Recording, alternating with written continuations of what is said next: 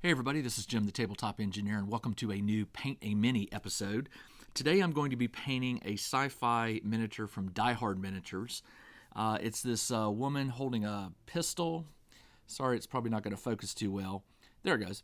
I will take some before, I already took some before pictures. I'll take some before and after photos and put them at the end of this video so you can see how this progresses. Anyway,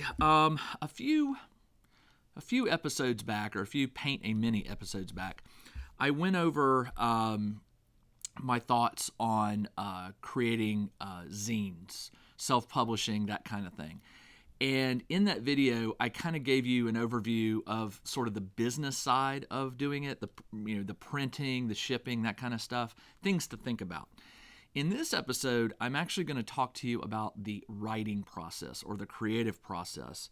And again, I don't pretend to have all the answers. I probably won't touch on every topic. So if I miss something that you're really wanting to know about, post it in the comments below and I will do my absolute best to address it in a future episode. But I'm going to go ahead and point the camera down and start painting on this miniature. And then I'm going to chat with you about my experiences writing for a living versus writing part-time versus just writing as a hobby while you still have another job. So let me go ahead and get this moved down. Oh, before I forget, I knew I set this here for a minute. So I just got this book in the mail. Sci-Fi Skirmish Scenarios by John Lamshed. I hope I'm pronouncing that right. I ordered it a while ago and I totally forgot about it. It came in right after New Year's. I'm about a third through it. It's basically a bunch of sci-fi skirmish scenarios for you to play with any sci-fi really miniatures or game rules that you have. He does mention some of the ones that we're all familiar with, like Stargrave or what have you. But in the back, he's got a really nice appendix, which has lots of links to different companies that sell things, including 15 millimeter miniatures, which I'm not a 15 millimeter player. I can appreciate it. The miniatures are smaller. The terrain is smaller. Most of the terrain I have is 28 to 32, and that's what I tend to buy in terms of miniatures. But he does offer up some generic rules as well as just standard rules like Scrappers, Rogue Star, Zone Alpha, games that I think most of us have probably heard who play sci-fi skirmish games. But it does have some random tables, so you can roll up like a random scenario, which is really pretty cool. But I have to tell you, his scenarios, pretty slick. Now, they will require a little bit of setup. Some of them have very specific maps that are in the book. It'll have a map and describe. The goal of the book, as I understand it, and I read the introduction and maybe a third of the book is, he's basically saying, look, any of us can come to the table, bring 2 war bands, bring some dice, and just duke it out. Last man standing wins, right? But these actually have there are games like Stargrave or 5 Parsecs that have an objective or a mission to accomplish. But really, when you tend to play versus another player, even if there's a mission, it's every man for themselves. Try to defeat the other enemy, right? But what these offer is they offer something similar, a mission or an objective, but they're asymmetrical. Like the player A, and normally in a skirmish game, both players are fighting for the same resources, the same loot tokens or what have you. In this one, a lot of these scenarios, or at least the ones I've seen so far, they're asymmetrical, meaning that player A has different objectives than player B. And all I can tell you is I haven't finished the book yet, and I will try to remember to give you my full thought on the book when I finish it. But there's a link to the book in the video description below if you're interested. But so far, pretty slick stuff. All right, on to the painting. All right, so what I want to do in this video is chat with you about, let me see if I can get it focused here. There we go. I want to talk to you about my experiences as a writer, and then briefly, and then tell you my thoughts on writing for our hobby, right? Whether you want to do it full-time, part-time, or just a one-off. Writing, I'll tell you, everybody I've ever spoken to who writes for a living will tell you that it gets easier the more stuff you write, but it also gets harder because you sometimes get into patterns or ruts, and there's these mental blocks. You've probably heard of writer's block, and I'll talk about that in a minute. But before I get started talking about writing, what I want to tell you is this. It is a skill, and everything's my opinion. It's a skill like anything else. The more you do it, the better you're going to get at it. If you write a lot, you're going to get better faster. If you write little, your skills are going to develop slower. But you will figure out what works for you versus what doesn't. Now, let me give you a little bit of background. I was trained in school as an engineer and as an English major. I got an English degree and I got an engineering degree. And the joke was, I used to tell people when they'd ask, I'd say, well, when I got to college, I just signed up for every ENG course, and I didn't realize that I was going to be taking English and engineering, which is a joke. That was a total joke. So I knew from a very early age, probably about 8th grade or 9th grade, that I wanted to be a tech writer. I just liked layout and the words and just taking complex subjects and making them clearer for other people. I know that sounds weird, but believe me, the first time I read one of the very first Macintosh user manuals, I was hooked. I would take it to school and show my teacher. And one of my teachers is like, Jim, you really need to look into technical writing. Well, I didn't know that. I didn't know what that was. But that's what I ended up doing. I was a technical writer for about 16 years. I started out doing like notebooks and white papers and just instruction manual type things for in-house for companies, for a company. And then I started getting outsourced. The work I would do would get me, the companies I worked for would sometimes not hire me out, but they would allow other companies to use my services. And then eventually I just went out on my own. I realized that I had enough clients that I could do that. Now, I moved on. Eventually, I moved away from user manuals and instruction books to technology books, like the kind you go to the bookstore and find on the shelf. At one point, I got really, really aggravated at the amount of errors in a particular tech book that I had purchased. And I actually made a list, and I'm not kidding. I made a list of about 36, I think it was 36 errors that I found in the book before I just stopped. There were more. That was it. I just reached a point, and I emailed the publisher, and I said, listen, this is horrible. I paid like $60 for this book, and here are all the errors I have found. And I listed them in an email. And then I think it was a few days later, I got an email from the publisher, and in a nutshell, it basically said, hey, you want a job? They hired me as a tech editor, where I was basically reading the books they had hired people to write, and I was looking for errors and testing anything instructions that they were doing and stuff like that. And it paid well. It paid really well. I sometimes wish I had stayed as a tech editor versus moving into tech writing. But after I edited probably about 100 books, and this was over a period of like 3 or 4 years, one of my editors, and I did this for 5 different companies. I was a tech editor for 5 different companies. And one of my editors finally called me and said, why are you not writing? Why are you editing? And I said, well, I've never written any technology books. I wouldn't know how to do it, which was kind of a lie. I had written technology binders and white papers, but I really had not written any books. So they assigned me an editor, and they said, we want you to write a book, and we're going to pay you for it, and you can still do the tech editing if you want, but you're going to find out that I think you're going to like the tech writing. So I wrote my first book. It was a Lego robotics book on how to create robots. It was really written for kids, but a lot of adults bought it. And it had a fiction story wrapped around it. It was called The Mayan Adventure. And it basically had, I think, 5, this is how bad a memory I have. It had 5 or 6 robots that I taught you how to build them, how to program them, and I had a story that basically provided the reason why you would want to create this robot. So that book turned into another book, which turned into more, And long story short, over a period of 10 years, I wrote 35 books. And I burned out.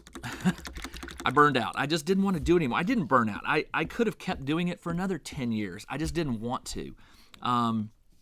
It was a lot of work. And basically, as a tech writer, I would say 80% of the books, no, that's not true. I would say about 60% of the books I wrote were ideas that were pitched to me by the publisher. Like, we want you to write a book on X.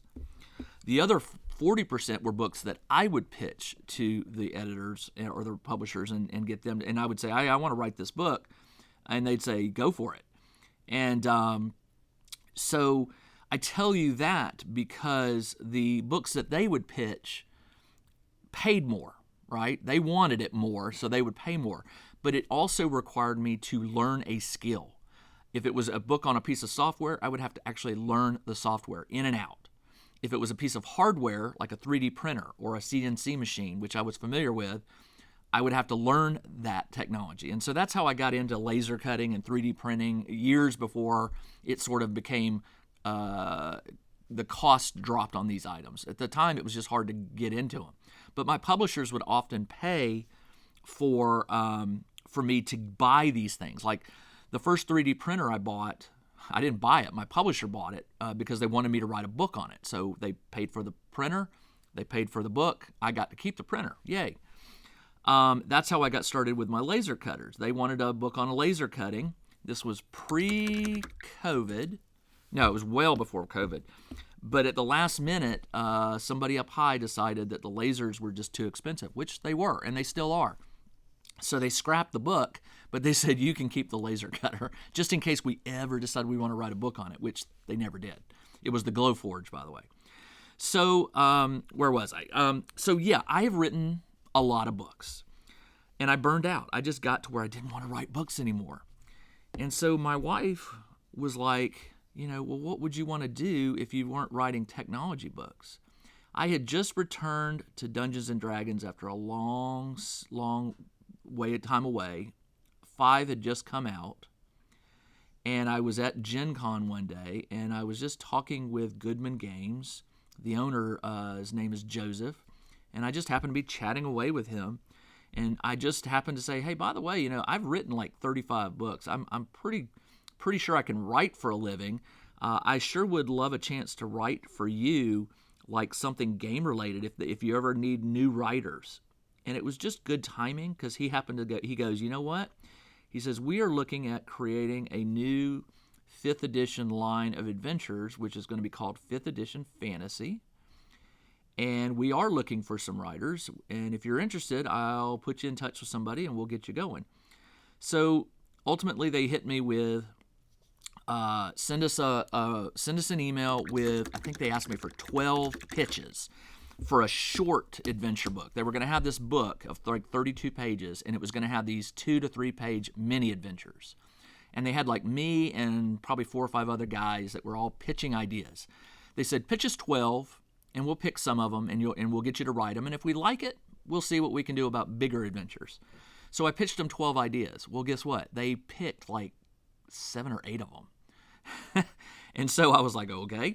So I wrote them up. Now, ultimately, I think they only picked 5 for the book. I think there's like 12 in there. So I have almost half of the adventures, I believe, in that book. But I did, I guess, a good enough job that Joe said, hey, you want to write a full adventure? And I said, yeah.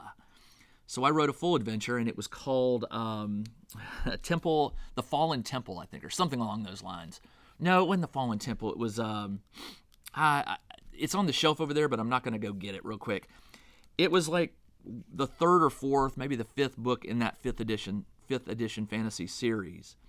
That one turned into another book, which turned into another. Now, right now, I think I've written 3 5th edition fantasies plus that one of short adventures, which is a collaboration book. All right, so that got me into writing for game content. Then I started doing a magazine called Bexham's Bazaar. That turned into Delver, which is my current zine that I put out 6 times a year for old school games, like Old School Essentials.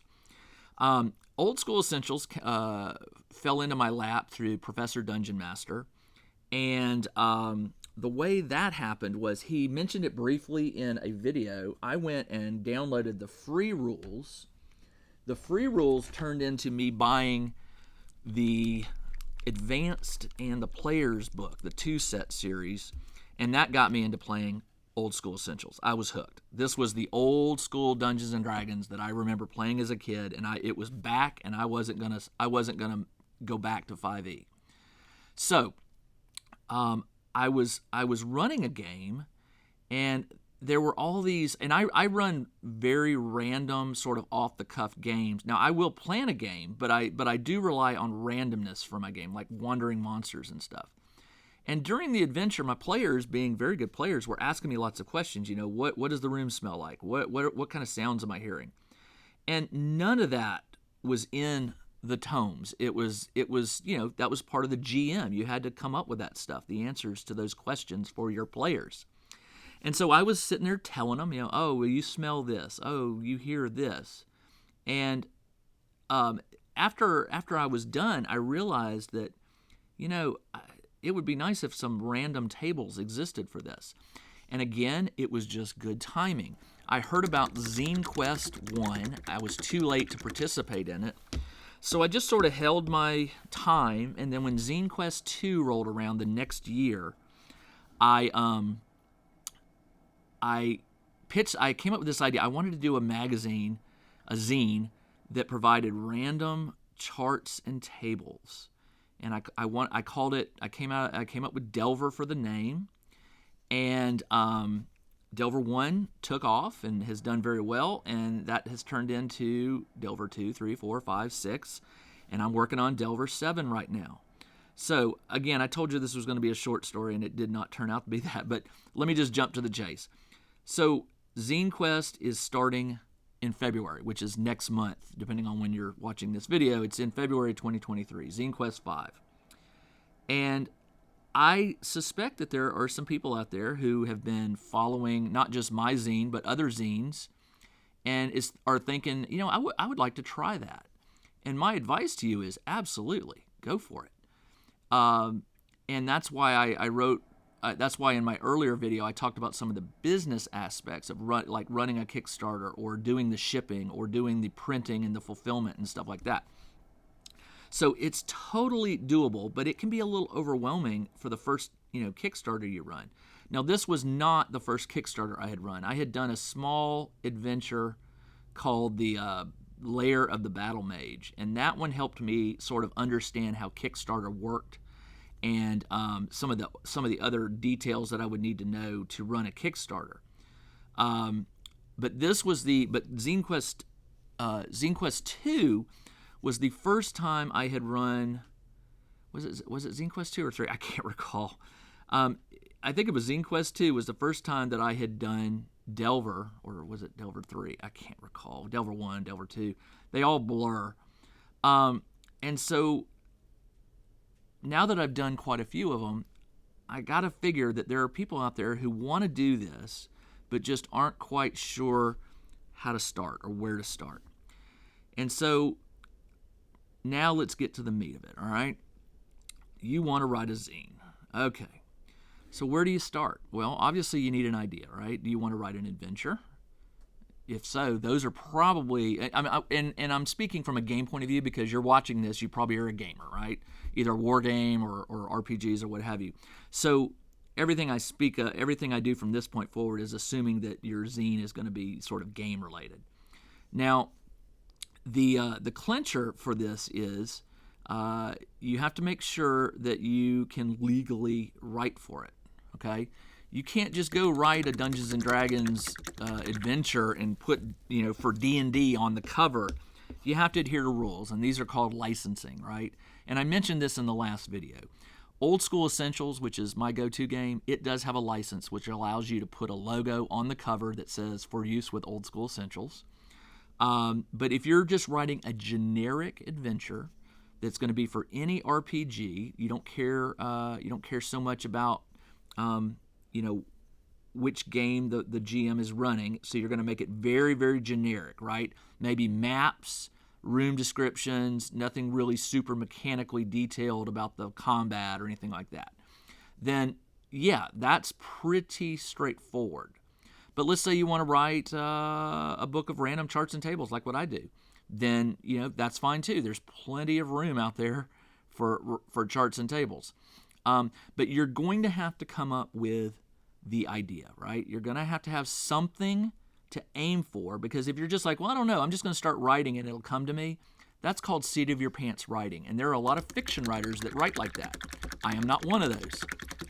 Maybe I do write fiction, but I am not a seat of your pants. A seat of your pants writer sits down and just lets their subconscious and their whim take the story where it goes. That is not recommended. What you need is a plan. You need a plan. And before you get the plan, you are going to need to know what you're going to write about. So let's assume that you have decided what you're going to write about, because what I'm going to tell you next can really apply to just about all of it. So you've got a plan. You know what your book's going to be about, or your zine, or whatever. All right, now you're going to have to look at the calendar. Are you under a deadline? Now, if you're writing this on your own time, on your own dime, no one's paying you, there's no deadline looming looking at you over your shoulder, then you can write it as slow or as fast as you like, right? But maybe you have a deadline, like Zine Quest 5, it runs in the month of February. So if you want your zine listed with all those other zines during the month of February, you're going to have to get this thing written and created, and I'll address that in just a second. Maybe you don't. But let's assume that you want to have it finished. You have a finished product that you want to put out on Zine Quest, right? All right, now here's the deal. There are a lot of Kickstarters out there a lot of them are physical items, products that are going to be created in China or assembled and made in China that don't exist when a backer gives the company the money, right? You are literally kickstarting that company, right? They have this idea, but they don't have the cash to bring it to market. So they go to Kickstarter to raise the funds. And that's why when you see delivery dates, they're often 6 months, a year and a half. That's how Kickstarter operates these days. Now, this is just my opinion. You can take it or leave it. A lot of the Zine Quest stuff that you are going to see listed during Zine Quest 5, when I say a lot, it's just because I don't have a statistic for you. But I suspect it's more than 50%. More than 50% of what you see in Zine Quest has probably not been written yet. Instead, what's happened is the person has pitched their idea on Kickstarter, and they'll say something like, I'm going to create a 32-page adventure for 5th edition Dungeons & Dragons. Here's the basic outline of the story, and it's going to include 2 maps and 32 pages and maybe 2 pages of random charts and tables. Okay, then what this person is doing is they are basically testing the waters, right? They're going to see if there is any interest in their idea, and if there is, then they'll write it. If it gets funded, meaning it reaches their full level, it's going to get funded. They're going to write it. Okay. Now, here's the difference between my first Kickstarter for Delver and a lot of these other ones. And there are other zine creators out there who have fully pretty much created their content. So I'm not the only guy doing this. But I can tell you that it does help with the success of your project when you are able to tell your backers that, oh, by the way, my zine is written. I just need the funds to get it printed. Or I'm going to have some stretch goals, which is what I did. And the stretch goals will delay just a few days or a week or whatever, but then I'm going to send it to the printer as soon as I get the money from Kickstarter, which takes about 2 weeks. So that's the 2 ways you can do this. But the reason I'm telling you this is, let's go back to what I was telling you earlier. You need a schedule. If you are going to do Zine Quest, okay, it is going to ask you, what is the delivery date for your final product? You will have to provide that to Kickstarter. And your backers are going to hold you to that. I think plenty of us have seen Kickstarter projects that have not delivered. And let me tell you something. Backers can get really, really mean and nasty when the deadline looms, passes, and they hear nothing, and they keep waiting, and they keep waiting, and they keep waiting. Now, most Kickstarter backers know that things happen, right? Weather, storm. My last Kickstarter for Delver number 5 got delayed a few weeks because the boxes that were sent from my printer ended up in North Carolina, and there they sat because of some bad weather that hit just before it was supposed to get sent to Atlanta. And then one of the boxes got damaged, and I had to reorder some extra copies.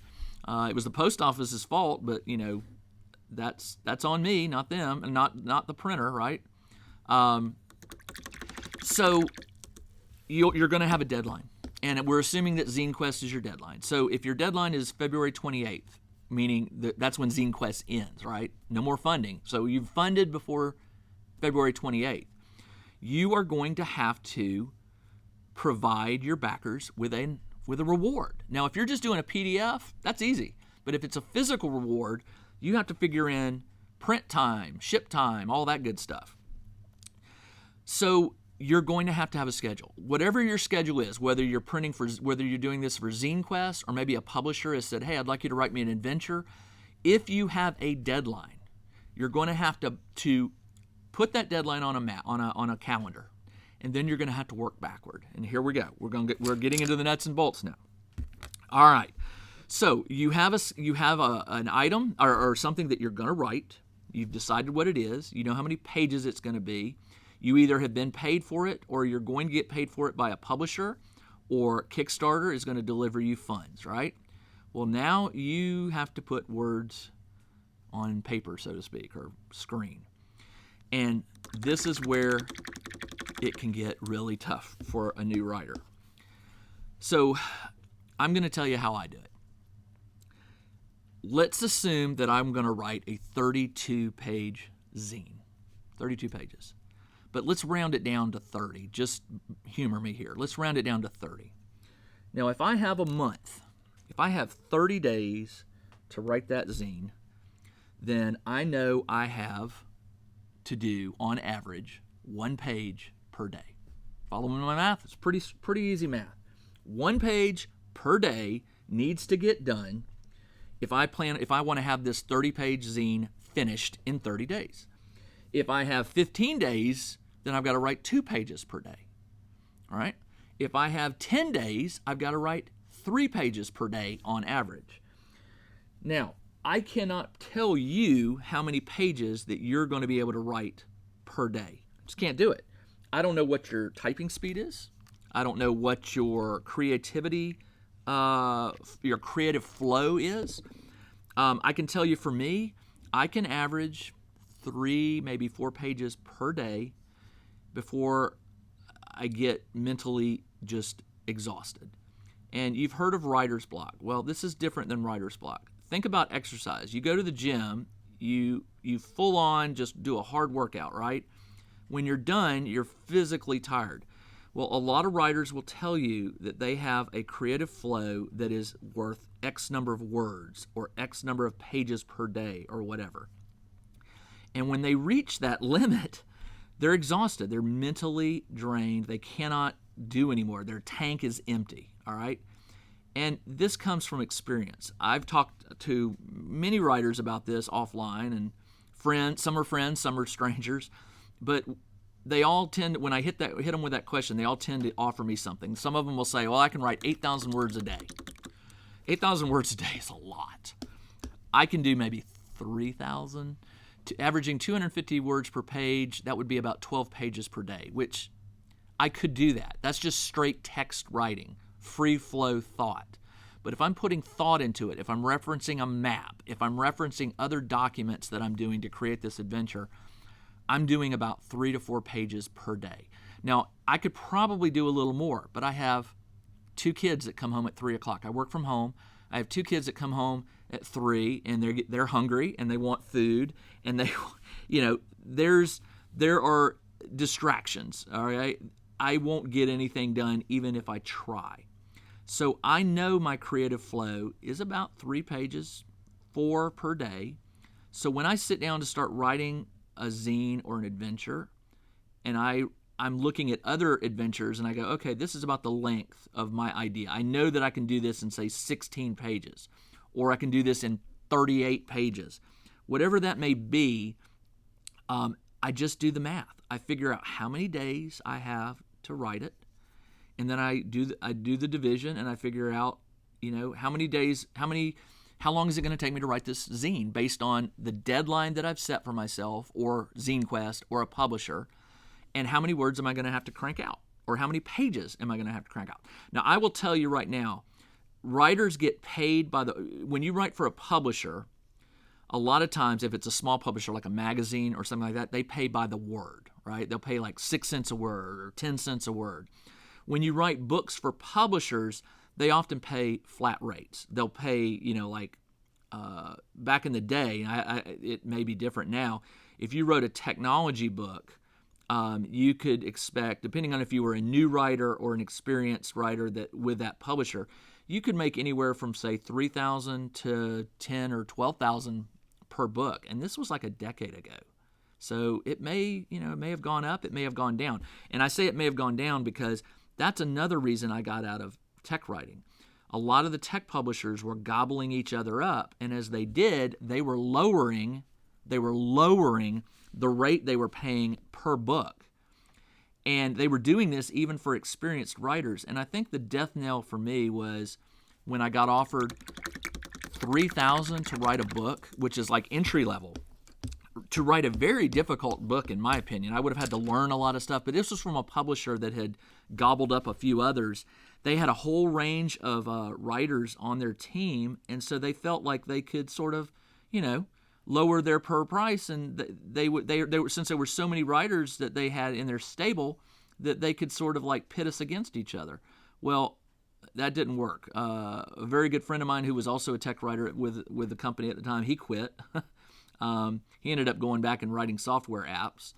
I quit. I told him, I said, listen, if this is what you're going to be paying, and this was just one publisher. I was writing for 4 or 5, but a couple of them shut down or got merged. And by the time I was done, I was like, I'm not writing these books for these pennies. Why am I telling you this? Because I think a lot of people go into writing, I think they go into writing for their hobby, thinking that they're just going to be able to quit their job because the money's just going to start flowing in. And let me tell you, as someone who has published 6 zines plus about 8 other support books, 6 Delvers, 7 coming up, but I've published other books of adventures and things like that, zines and stuff. I have about 15 different titles out there. 15, and I'm just now starting to be able to dedicate a larger portion of my workday to writing. I still have a laser cutter, which I have a laser business that I do. At some point, I'm hoping to be able to say no to the laser and just use it as a hobby and do writing full time. Or I may discover that the writing peters out at a certain level, and then the laser will be my primary gig.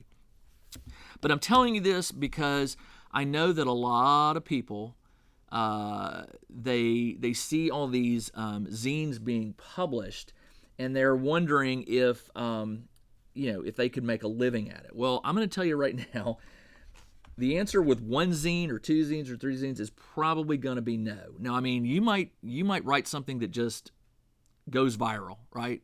And it gets mentioned by Matt Mercer or some big name, and all of a sudden, boom, you are selling tons of copies. And maybe a publisher reaches out to you and says, hey, we want to buy it from you and publish it in a hardback version or something. Can that happen? Yeah. Is it likely? Probably not. I mean, there's just a lot of content out there these days. But I'm telling you this because I want you to understand the realities of what you're getting into. Your first zine, you are going to spend a lot of time writing it. And I'm just generalizing here. The first book I wrote took me 6 months to write. The second book took half that time, took about 3 months, because I kind of knew what I was doing at that point. From that point forward, every book I wrote was usually averaging about 2 months. So I could do 6 a year. Sometimes the publisher would contact me with a special request. They would have a book that got canceled, or like an author fell out, couldn't finish the book. And so they would ask me to pick up and finish it, or start over and rewrite it. And that would pay a lot of money because they were in a bind. They didn't like to be in that bind, but it did happen. But you were going to, if you write one zine, it's going to take X amount of time. And then if you stick with it and you decide, you know what, I had fun, I'm going to do that again. Your next zine is probably, I'm not going to say it certainly will. Your next zine is probably going to come out a little faster. You're going to be a little more skilled at creating it, and you're going to know some of the pitfalls that you hit during the first writing, right? You're going to learn. You're learning. So I tell you this because I need you to understand that unless you are a really gifted writer and you've been writing a lot of other things, your first zine should take a little while. If you have written your first zine in just a few days and you've never done it before, either you are an extremely gifted writer, or you may want to go back and look at what you've created, because you may think it's good, but, and this is where we come to the next part. You need to have 1, 2, 10, however many as you can find. You need to have some reliable people that you can call on to take what you've created, look at it, and give you honest feedback. If you cannot take honest feedback, you're going to be in trouble. I developed a very thick skin writing as a tech writer because my editors were busy people. They didn't have time to coddle me. So sometimes I would write a chapter and submit it, and I would get an email back from the editor going, this whole section is crap, rewrite it.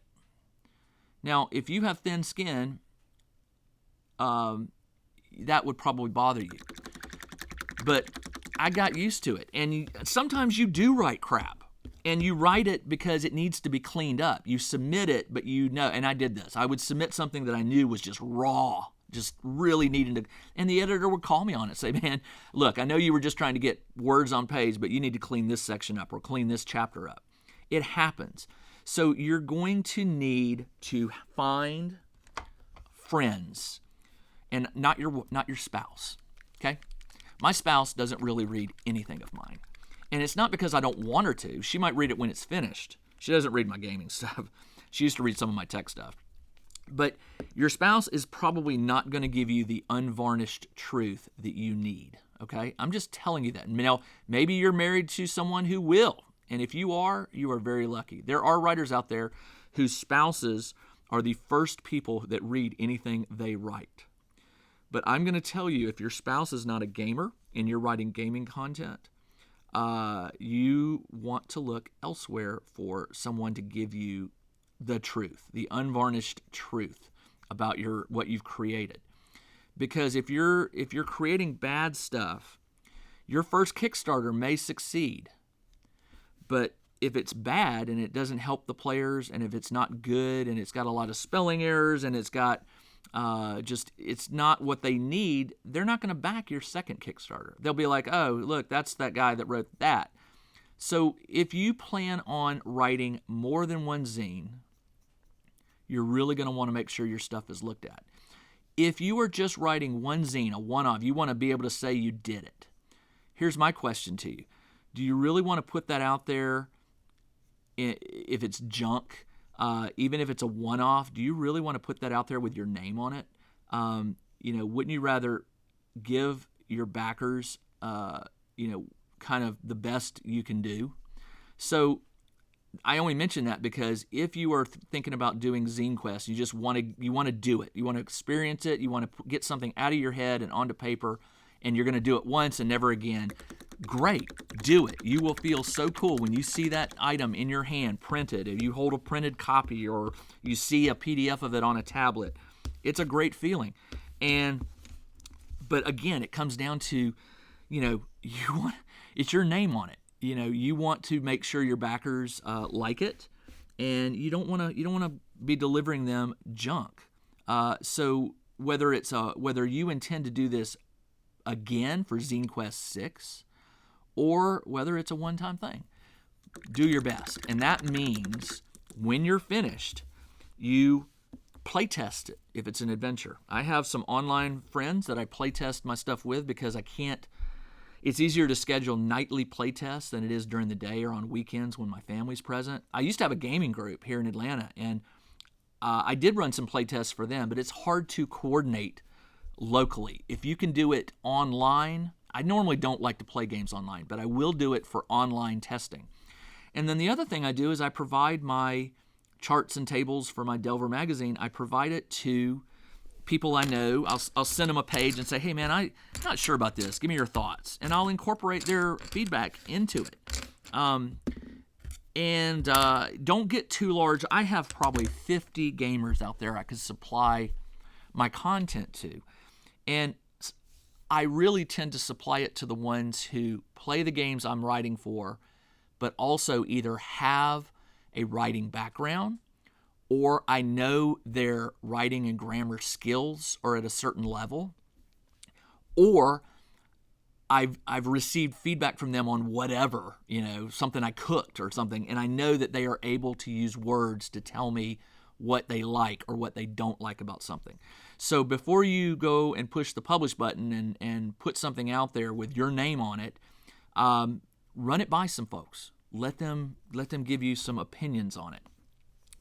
Now, this normally these painting videos go about 30 minutes. This one's going on 45. So I don't want to take a full hour because I am done with her and I love how she turned out.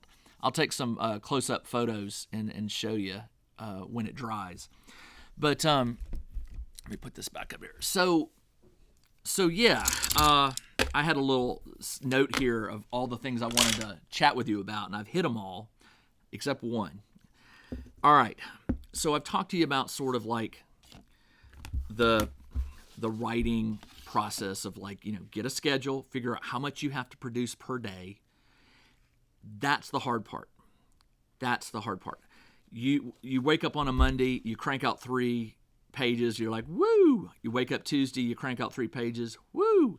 There is this tendency you wake up on Wednesday and you're like, oh, I'm tired, man, I just don't have it in me.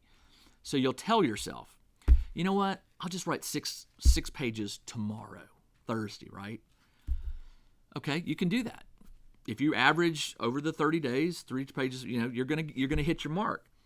But what happens if you wake up Thursday and you just don't feel it? Are you going to go, you know what, I'll just write 9 pages on Friday? You start that habit, and the next thing you know, it's a week later, you owe 21 pages, right? 7 days times 3 pages.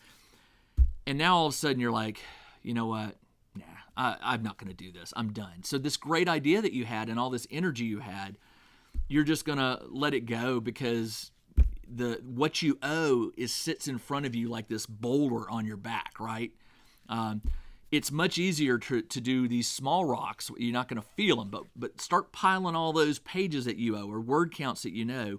And after a week goes by, mentally you're just like, I'm never going to dig myself out of this. I've done it, and so I'm speaking to you from experience. I have done that where I've put, you know what? I'll write double tomorrow. You know what? It's the weekend. It's Friday. I'm not writing down. On Monday, I'll write an extra of whatever. Some days I did. Some days I actually followed through because I learned from experience earlier on that when I didn't follow through, all of a sudden I ended up with this big boulder on my back. And that happened once with one of my paid gigs for a publisher. And I had to dig myself. I had to sit down one day, actually it was over a few days, and I just worked round the clock. And when I finished, my brain hurt. But I finished what I owed the publisher, and it was good. I didn't turn in junk. So that was one of the last things I wanted to mention to you is that stick to your schedule. Don't let it get ahead of you, okay? Right now today is January 5th. You have 26 days until Zine Quest 5 starts, which is on February 1st. Most of the Zine Quest projects run 2 weeks. So technically, if you pushed it to like February 14th, you've got another 14 days on top of that. So 26 plus 40 days. 40 days. If you want to write a 32-page zine in 40 days, you can do it. 1 page per day, and you're going to have 8 days, 8 extra days that if you just can't quite fill up a full page, maybe half, by the time you get to page 30 or 28 or 29, you're getting there. It also tends to snowball. Once you cross that 50% mark, let's say you're going to do a 32-pager and you're at page 16, well, at this point, you're committed. I mean, mentally, you're like, hey, I'm halfway there. When you get within what they call light at the end of the tunnel distance, where you've got like maybe 4, 5, 6 pages left, the zine pretty much can write itself. Your adrenaline and your excitement will carry you most of the time to the end. All right. The last bit of advice I want to offer before I shut this down is organization. However you want to keep track of what you're doing, if you want to keep track on your laptop and it's all digital, that's fine. I do that a lot. Now, I will print out things and keep them in a folder or a binder that's specific to whatever project I'm working on. With Delver, I don't really do that. It's all digital. But what I do, or what I have done, is I've created a template for Delver, right? The template is a folder that I can make a copy of and rename it Delver 8, Delver 9, Delver 10. And inside that folder are the page templates for some of the charts and things that I tend to use over and over. Not the new stuff, but some of the repetitive stuff. It also contains a blank cover that I can modify the number of the issue. It contains a blank table of contents where I just put in the article and chart names and put in the page numbers, and it's ready to go. So if you anticipate you're going to do more than one zine, think about making your life easier for future zines especially if they're going to follow a pattern, by creating a set of templates that will get you that much closer to the finished project, right? All right. That's all I got. That's a lot. I've talked to you for 45 minutes straight. That's like giving a 2 TED Talks. Oh, more than that. 4 TED Talks. 3 TED Talks. I can't remember. TED Talks are what, 20 minutes? Doesn't matter. This is Jim, the Tabletop Engineer. Thanks for joining me on this Paint a Mini. I did Paint a Mini on this Paint a Mini episode, which was really focused on the writing of a zine or a gaming product that you are maybe interested in producing. If you have any questions, post them in the comments below. I will do my absolute best to get them answered. Thanks for joining me, and I'll be back very soon with another Paint a Mini video. Until then, this is Jim, the Tabletop Engineer. Everybody, take care.